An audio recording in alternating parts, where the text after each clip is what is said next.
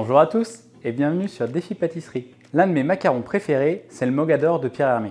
Pour bien les réaliser, j'utilise des cils-pâtes avec des empreintes à macarons. Ça permet d'avoir des macarons réguliers et bien cuits. Je vais vous montrer la recette. On va commencer par chauffer notre sucre. On va devoir le porter à 118 degrés. Donc avec un petit thermomètre plongeant, on va pouvoir suivre la température. Pendant que le sucre est en train de chauffer, on va pouvoir mettre le colorant dans nos œufs.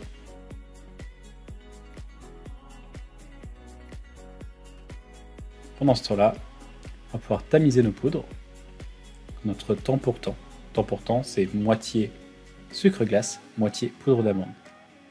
Quand le sucre atteint les 115 degrés, on va pouvoir lancer le robot avec les blancs d'œufs. Et quand il aura atteint les 118 degrés, on pourra le verser.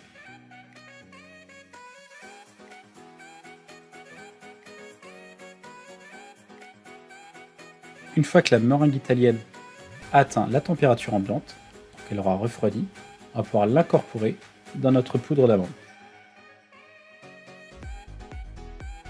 Et on va pouvoir faire nos macarons.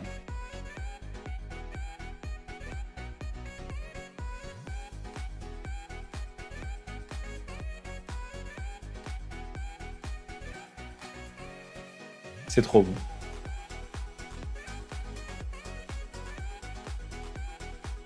Avec cette recette, vous allez pouvoir faire pas mal de plaques. Si vous utilisez du papier cuisson, vous pouvez imprimer une feuille, mettre vos repères sous la feuille de papier cuisson, ce qui permettra aussi d'avoir des macarons réguliers.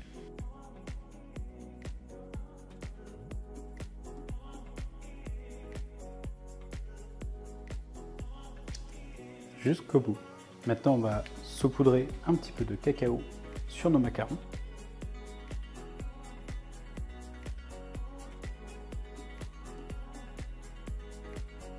Et maintenant, on va les laisser croûter tranquillement. Il faut faire attention, il ne faut pas qu'il y ait d'humidité dans la pièce. C'est pas le moment de faire la vaisselle, de vider le lave-vaisselle. Une fois qu'ils auront croûté, on va pouvoir les mettre à cuire.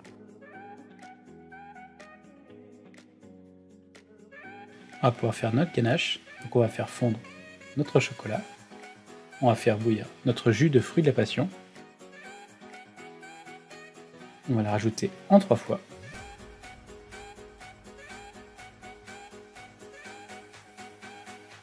tout en faisant une émulsion.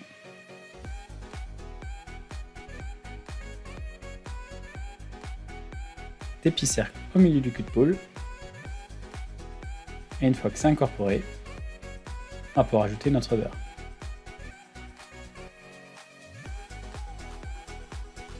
On le verse dans un grand plat et on le filme au contact. On pourra l'utiliser une fois que la texture sera crémeuse.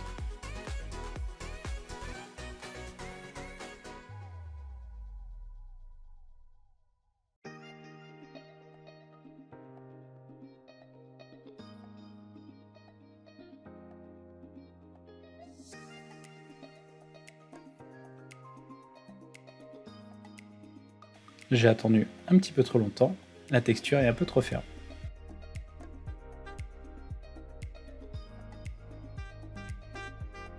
C'est juste plus difficile à pocher.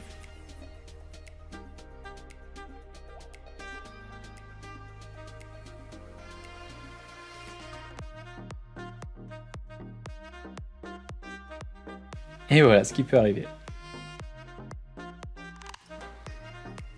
Ça m'arrive de temps en temps. J'ai laissé la ganache trop longtemps durcir au frigo, du coup ça a fragilisé. Ça va être simple, on va juste doubler la poche. Et pour la deuxième poche, on va mettre la couture de l'autre côté.